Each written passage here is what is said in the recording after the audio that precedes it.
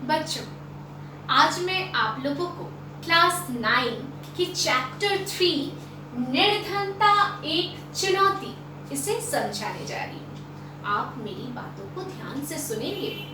इस चैप्टर में हम निर्धन कौन है, निर्धनता की क्या पहचान है, शहरी निर्धनता, ग्रामीण निर्धनता, भारत में अंतर्राज्यीय असमानताएं, निर्धनता रेखा, इन तमाम बातों पर चर्चा करेंगे। बच्चों, पूरे पाठ को एक ही वीडियो में समझाना मुश्किल है, इसलिए मैं 2 वीडियो बनाऊंगी। आज इस चैप्टर का पहला पार्ट का वीडियो है। बच्चों, मैं आपके सामने 3 उदाहरण देती हूँ। आप मेरी बातों को ध्यान से सुनें। मान लीजिए, पहला उदाहरण, मान लीजिए एक व्यक्ति है और उसे मंथली 50,000 रुपए मिलता है और वो सपना देखता है कि उसके पास एक मर्सिडीज गाड़ी हो, पर वो खरीद नहीं पाता है। तो क्या आप उसे निर्धन मानेंगे? दूसरा उदाहरण सुनिए। मान लीजिए एक व्यक्ति है जो 1 लाख रुपए जिसकी मंथली इनकम है और वो चाहता है कि 2 फैक्ट्री खरीद ले, लेकिन वो ऐसा कर नहीं पाता है। तो आपकी नजर में क्या वो निर्धन है?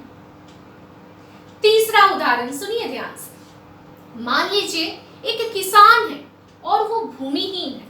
वो किसी तरह अपना और परिवार का पेट भरता है। उसका कोई भी बच्चा स्कूल नहीं जाता है और उसका जो बड़ा बच्चा है वो एक ढाबे में काम करता है। तो क्या आपकी नजर में वो निर्धन है? बिल्कुल सही कहा आपने। जो तीसरा उदाहरण मैंने दिया उस भूमिहीन किसान का, वही निर्धन है। स्वतंत्रता प्राप्ति के बाद निर्धनता को देश के आर्थिक विकास के मार्ग में सबसे बड़ा चुनौती माना गया है। निर्धनता की पहचान क्या है? निर्धन यानी जिसके पास धन नहीं है, यानी गरीब व्यक्ति, यानी वैसा व्यक्ति जो अपनी न्यूनतम मूलभूत आवश्यकताओं की पूर्ति न कर पाए, वो निर्धन व्यक्ति कहलाता है। अब यहाँ प्रश्न उठता है कि न्यूनतम मूलभूत आवश्यकताएं क्या क्या है? रोटी, कपड़ा और मकान, यानी ये ऐसे बेसिक नीड्स है मनुष्य के जिनके बगैर वो जिंदा ही नहीं रह सकता। वर्तमान में शिक्षा और स्वास्थ्य को भी मनुष्य का न्यूनतम मूलभूत आवश्यकताएं माना गया है। तो ये तो हुआ निर्धनता की परिभाषा। अब आता है प्रश्न, ऐसे निर्धन लोग कहाँ पाए जाते हैं? तो इसका उत्तर है, ऐसे निर्धन लोगों को हम अपने आसपास ही देखते हैं। शहरों में भी देखते हैं, गांव में भी देखते हैं। उदाहरण के द्वारा चलिए इसको हम आगे बढ़ाते हैं इस बातचीत को। शहरी निर्धनता का उदाहरण आपके सामने प्रस्तुत कर रही हूं। रामसरन एक 33 वर्षीय व्यक्ति है जो झारखंड के रांची में एक आटा मिल में कार्य करता है। रामसरन जब रोजगार की स्थिति में होता है तब उसे 1500 रुपए मंथली मिलते हैं। रामशरण के परिवार में उसकी पत्नी और 4 बच्चे हैं और चारों की जो आयु है वो 6 से लेकर 12 वर्ष तक है। इसमें जो बड़ा बेटा है जो 12 वर्ष तक का है वो पास ही के एक चाय के ढाबे में काम करता है जहां पर उसे 300 रुपए मिलता है। रामसरन की जो पत्नी है वो नौकरानी का कार्य करती है कभी कभार, और जब वो काम करती है तो उसे महीने में 800 रुपए मिलते हैं। रामशरण के जो वृद्ध माता पिता हैं वो रामगढ़ के एक गांव में रहते हैं और रामसरन को हर महीना उन्हें पैसे भेजने पड़ते हैं। रामसरन जो है जो कमाता है वो उसके परिवार के सदस्य के लिए पर्याप्त नहीं है। घर के सदस्य नए कपड़े तभी पहन पाते हैं जब पुराने कपड़े बिल्कुल पहनने लायक नहीं। जूता खरीदना भी इन लोगों के लिए एक बड़ी बात है। तो ये तो हुई रामसरन की कहानी, शहरी निर्धनता का एक उदाहरण। चलिए हम थोड़ा गांव की ओर रुख करते हैं। ग्रामीण निर्धनता का एक उदाहरण देखते हैं। लखा सिंह उत्तर प्रदेश के मेरठ जिले के गांव में रहता है। उसके पास अपनी कोई भूमि नहीं है और वो दूसरे के भूमि में जाकर काम करता है। दिन भर काम करता है और बदले में उसको 50 रुपए मिलता है। जिस दिन वो काम पर नहीं जाता है वो 50 रुपए भी उसे नहीं मिलते हैं। उसके घर में 8 सदस्य हैं। उसके पिता की मृत्यु जो है 2 साल पहले ही हो जाती है। वे तपेदिक यानी टीबी के मरीज थे। बिना किसी डॉक्टरीय चिकित्सा के वे इनकी मृत्यु हो जाती है। लखा सिंह की माँ भी जो है वो भी अब तपेदिक के चंगुल में फंस गई है और वे भी बीमार रहती है और दिन भर बिस्तर पर ही रहती है। लखा सिंह उन्हें भी डॉक्टर नहीं दिखा पाता है। लखा सिंह के घर में जो भी महिलाएं हैं वो दिन भर जो है वो खेतों में चारा लगाने या लकड़ी बीनने के काम में लगे हुए हैं। लखा सिंह के परिवार का कोई भी बच्चा जो है कभी भी स्कूल नहीं गया है। लखा सिंह के परिवार में नए कपड़े 3 से 4 साल बाद आते हैं, जब पूरा वो भी उसी वक्त थे जब पुराने कपड़े पहनने लायक बिल्कुल ना हो। लखा सिंह जो है वो खुद भी जो है कभी स्कूल नहीं गया है। लखा सिंह के घर में तेल साबुन जैसी जिसे हम आवश्यकता मानते हैं वो भी जो है उसके घर में अगर आ जाए तो वो बहुत बड़ी बात है। तो बच्चों, ये था शहरी निर्धनता और ग्रामीण निर्धनता, इन दोनों का उदाहरण। तो इस प्रकार हम क्या देखते हैं कि निर्धनता के कुछ सूचक हैं।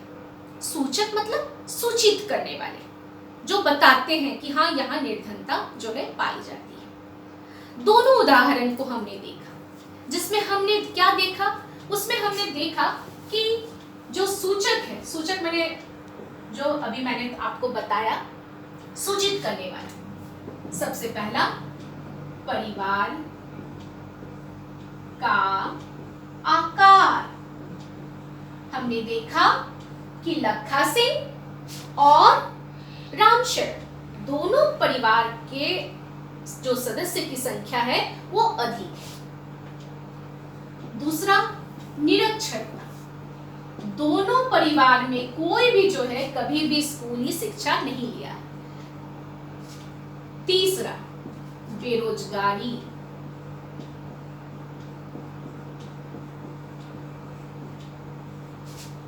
चौथा भूमिहीनता,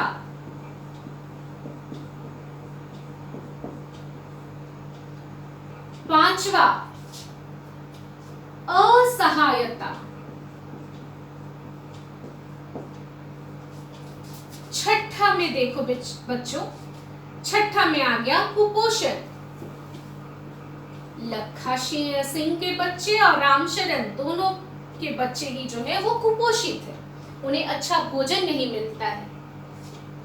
और सातवां जो है बाल श्रम, यानी चूंकि परिवार की आय कम है तो बच्चों की सहायता से जो है वो परिवार की आय को बढ़ाया जाता है, उन्हें ढाबों में काम पर लगाया जाता है। तो बच्चों, ये है निर्धनता के सूचक। इसके अलावा भी कुछ ऐसी चीजें हैं जिन्हें देखने से पता चलता है जो है निर्धनता विद्यमान है। वो है सामाजिक अपवर्जन और दूसरा है असुरक्षा।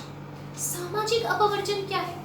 सामाजिक अपवर्जन ऐसी स्थिति है जिसमें व्यक्ति या समुदाय को जो लाभ या सहायता मिलने वाला हो वो उन तक नहीं पहुंचता है, बल्कि दूसरे लोग उसका फायदा उठा लेते हैं। ऐसा इसलिए होता है क्योंकि अभी भी हमारे भारतवर्ष में जो है वो जातिवाद जैसी भावना जो है वो आधारित है। जातिवाद अपने चरम पर है। अभी भी गांव में जो नीची जाति ऊंची जाति के जो लोग हैं वो नीची जाति को हीनता भरी दृष्टि से देखते हैं, उनसे छुआछूत जैसा व्यवहार रखते हैं। हालांकि संविधान ने छुआछूत को दंडनीय अपराध घोषित किया है, लेकिन अभी भी जो है ये कायम है कहीं कहीं स्थानों पर। इसीलिए क्या है, सामाजिक अपवर्जन, यानी ये अपवर्जन त्याग, सामाजिक अपवर्जन के शिकार होते हैं ये निर्धन लोग। दूसरा है कारण असुरक्षा।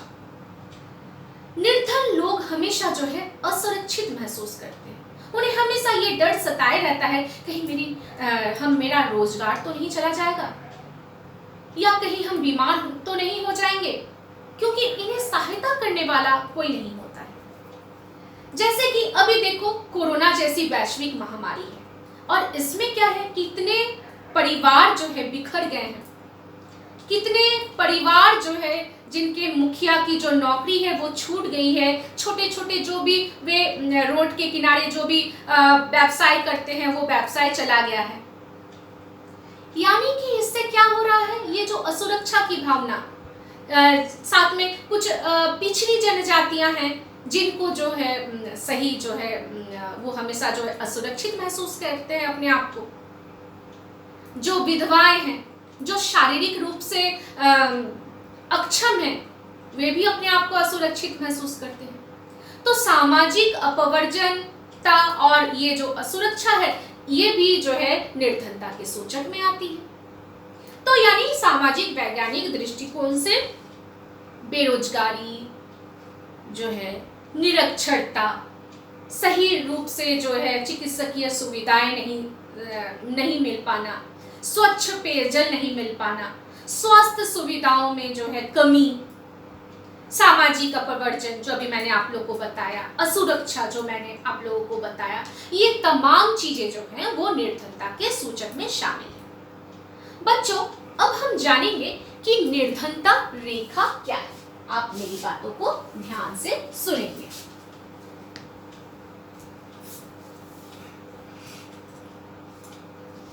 निर्धनता रेखा, बच्चों जब आपकी परीक्षा ली जाती है किसी विषय की तो उसमें पूर्णांक होता है, फुल मार्क्स।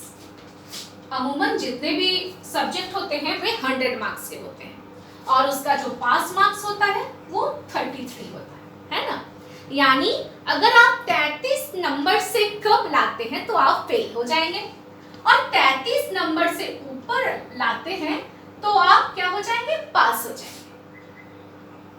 उसी प्रकार एक काल्पनिक निर्धनता रेखा माना गया है। ये क्या कहा जाता है, below poverty line, below poverty line, poverty यानी निर्धनता रेखा। निर्धनता रेखा यानी जो निर्धनता रेखा से नीचे है ये गरीब माने जाते हैं, निर्धन माने जाते हैं, और जो निर्धनता रेखा से ऊपर है वो निर्धन नहीं माने जाते हैं। यानी निर्धनता रेखा क्या है, एक ऐसी काल्पनिक रेखा है जो मनुष्य की न्यूनतम मूलभूत आवश्यकताओं का एक मापदंड करवाती है, जो उसके आय और उपभोग के स्तर पर निर्भर करता है। कैसे, जैसे मैं आपको बता रही हूँ, ये आंकड़ा मैं 2011-12 का दे रही हूँ जो कि आपके पाठ्य पुस्तक में है। 2011-12 के अनुसार निर्धनता का जो मापदंड है, पहले भी निर्धनता का जो मापदंड था वो आय और उपभोग, आय और उपभोग के आधार इसको माना गया था। यानी इन दोनों के मापदंड के आधार पर निर्धनता की परिभाषा थी, निर्धनता रेखा का मापदंड था। 2011-12 की बात कर रहे हैं, पहले हम उपभोग की बात करेंगे। ग्रामीण क्षेत्र में, ग्रामीण क्षेत्र में जो उपभोग का स्तर है वो 2400 कैलोरीज रखा गया है और शहरी क्षेत्र में 2100 कैलोरीज। अब यहाँ एक प्रश्न आता है, प्रश्न ये आता है कि आप पूछेंगे कि मिस ऐसा क्यों, ये अंतर क्यों, दोनों में भेदभाव क्यों, ग्रामीण और शहरों में ग्रामीण के लोगों को अधिक कैलोरीज की जरूरत है जबकि शहरी क्षेत्र में कम कैलोरीज की जरूरत है। आपके दिमाग में ये प्रश्न आ रहा होगा। तो ऐसा इसलिए क्योंकि शहरों की तुलना में गांव के लोग अधिक शारीरिक परिश्रम करते हैं।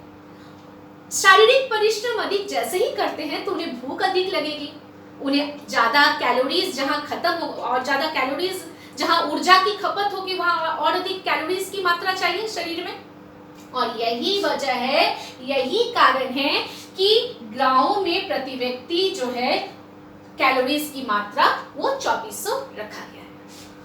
तो ये तो हुआ उपभोग का स्तर। चलो अब हम आय का स्तर जानते हैं कि क्या है निर्धनता रेखा जो है मापदंड आय के आधार पर। 2011-12 के आधार पर ही मैं बताती हूँ, आय के आधार पर अब जो है हम जानेंगे कि क्या रखा गया है मापदंड। तो ये दो क्षेत्रों में, यहाँ पर भी ग्रामीण और शहरी। ग्रामीण क्षेत्र में प्रति व्यक्ति मंथली इनकम, मासिक आय जो है उसको रखा गया है 816 रुपए। यानी प्रति व्यक्ति यदि महीना में 816 रुपए से कम कमाता है तो वो निर्धनता रेखा से नीचे होगा, और 816 रुपए से अगर ऊपर कमाता है तो वो क्या होगा, निर्धनता रेखा से ऊपर होगा। और शहरी क्षेत्र में क्या है, वो है 1000 रुपए। यानी 1000 से अगर कोई कम कमाता है व्यक्ति तो वो क्या होगा, निर्धनता रेखा से नीचे होगा। अब यहाँ पर आप फिर मुझसे प्रश्न करेंगे कि मिस आपने अभी बताया कि गांव में जो है 2400 कैलोरीज प्रति व्यक्ति जो है लेना चाहिए, लेकिन आप अगर इनकम की बात करें तो गांव में तो कम पैसा है, वस्तुएं खरीदने के लिए तो हमें ज्यादा पैसे की आवश्यकता है, तो आय का कम होने से हम ज्यादा वस्तु कैसे खरीदेंगे, जबकि शहरों में कैलोरीज की मात्रा कम है, प्रति व्यक्ति कैलोरीज की मात्रा 2100 कैलोरीज है, जबकि इनकम 1000 रुपए है, महीना में 1000 रुपए ही होना चाहिए। ऐसा क्यों मिस? तो ऐसा इसलिए कि गांव की तुलना में शहरों में जो वस्तुओं की कीमत होती है वो अधिक होती है, इसलिए जो है उनका जो मंथली इनकम है अधिक रखा गया है। अब मान लो जैसे गांव में और शहरों में 5 सदस्य का परिवार है, यानी 5 मेंबर से 5 सदस्य है एक परिवार में। मैं गांव की बात कर रही हूँ, 5 सदस्य हैं। अब 5 गुना 816 रुपया कितना हुआ, 4080 रुपीज। यानी एक परिवार, 5 व्यक्ति का अगर एक परिवार में अगर 4080 रुपए ग्रामीण क्षेत्र में वो अगर कमा रहा है मंथली, तो वो परिवार जो है निर्धनता रेखा से ऊपर है। लेकिन 4080 से अगर नीचे कमाता है तो वो क्या हुआ, निर्धनता रेखा से नीचे।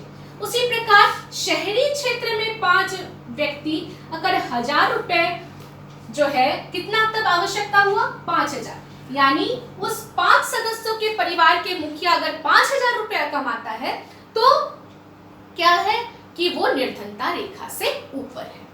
तो ये एक जो है, ये एक मापदंड माना गया है, जो इस आधार पर जो है हम जो है निर्धनता रेखा का जो है अनुमान करते हैं। अब प्रश्न आता है, क्या सभी देशों में जो है निर्धनता रेखा का जो मापदंड है वो एक है? तो इसका अर्थ है, इसका जो उत्तर है यह है नहीं। हर देश का अपना अपना निर्धनता रेखा का एक मापदंड होता है। जैसे अमेरिका की बात करें, अमेरिका में वह व्यक्ति निर्धनता की तालिका में रहता है जिसके पास कार नहीं है, और हमारे भारतवर्ष में कार रहना अभी भी जो है एक विलासिता की वस्तु माना जाता है। तो इस प्रकार हर देश का अपना अपना निर्धनता रेखा का एक अनुमान होता है, और जिसको जो है वो अपने देश की जनसंख्या, उसका जो डेवलपमेंट का रेशियो है, कितना वो देश आगे बढ़ा है, कितना उसके पास प्राकृतिक संपदा है, भौगोलिक संपदा है, इसके आधार पर जो है निर्धनता रेखा का जो है मापदंड तय किया जाता है। भारत में हर साल जो है हर 5वें साल के अंतराल में है जो वो चेंज होते रहता है, NSSO national sample survey organisation हर 5 वर्ष के अंतराल पर जो है निर्धनता रेखा का जो है आकलन करती है। ठीक है, अब आता है कि अंतर्राज्यीय असमानता से हम क्या समझते हैं। अंतर्राज्यीय असमानता का तात्पर्य होता है कि भारत के जितने भी राज्य हैं उसमें हर राज्य में अलग अलग लोगों का इनकम है, प्रति व्यक्ति आय अलग अलग है। हर राज्य का राज्य आय किसी का अधिक है, किसी का कम है। जैसे अगर हम पंजाब, हरियाणा जैसे स्टेट की बात करें तो यहाँ पर आय अधिक है। इसका कारण है कि यहाँ की जो कृषि उत्पादकता है वो बहुत उच्च स्तर पर है, जिसका कारण जो है पंजाब एक डेवलप स्टेट माना जाता है। जबकि बिहार, उड़ीसा, उत्तर प्रदेश यहाँ पर जो है आय उतना नहीं है। तो ये असमानताएं के पीछे बहुत सारी वजह हो सकती है कि वहाँ की जनसंख्या कैसी है, या वहाँ पर जो है भूमिगत ढांचा कैसा है, वहाँ की कृषि उत्पादकता कैसी है, वहाँ का जो गवर्नमेंट है कितना जो है अपने स्टेट के लोगों के प्रति जो है ईमानदारी बरत रहा है, कितने लोगों तक जो है सार्वजनिक सुविधाएं उपलब्ध हो रही है। तो ये तमाम वजह होती है अंतर्राज्यीय असमानताओं की। तो बच्चों, इस चैप्टर में हमने निर्धनता को जाना, निर्धनता कहाँ कहाँ विद्यमान है, शहरी निर्धनता, ग्रामीण निर्धनता, इसको भी जाना। साथ में हमने रामशरण और लखा सिंह के उदाहरण को भी जाना। निर्धनता के क्या क्या सूचक होते हैं, सामाजिक अपवर्जन क्या है, असुरक्षा किस प्रकार, असुरक्षा और सामाजिक अपवर्जन में जो है निर्धनता विद्यमान रहती है। साथ में हमने निर्धनता रेखा के बारे में भी जाना। अब हम अगले वीडियो में जो है वो है निर्धनता के क्या कारण हैं, सरकार ने निर्धनता निवारण के लिए कौन कौन से उपाय किए हैं, साथ में क्या क्या भावी चुनौतियों का हमें सामना करना पड़ रहा है, इन तमाम बातों को हम नेक्स्ट पार्ट में, नेक्स्ट वीडियो में जानेंगे। बच्चों, अगर मेरा ये वीडियो आपको अच्छा लगे, आपके दिल को छुए, आपको मेरी बात जो मैंने आज इस पर चर्चा की है वो समझ में आए, तो आप इसको जरूर शेयर करें, मेरी इस पढ़ाई को दूर दूर तक पहुंचाएं, और आप इसे लाइक करें, और जो मेरे वीडियो को पहली बार देख रहे हैं वो सब्सक्राइब करना भी नहीं भूलें। ठीक है? Thank you.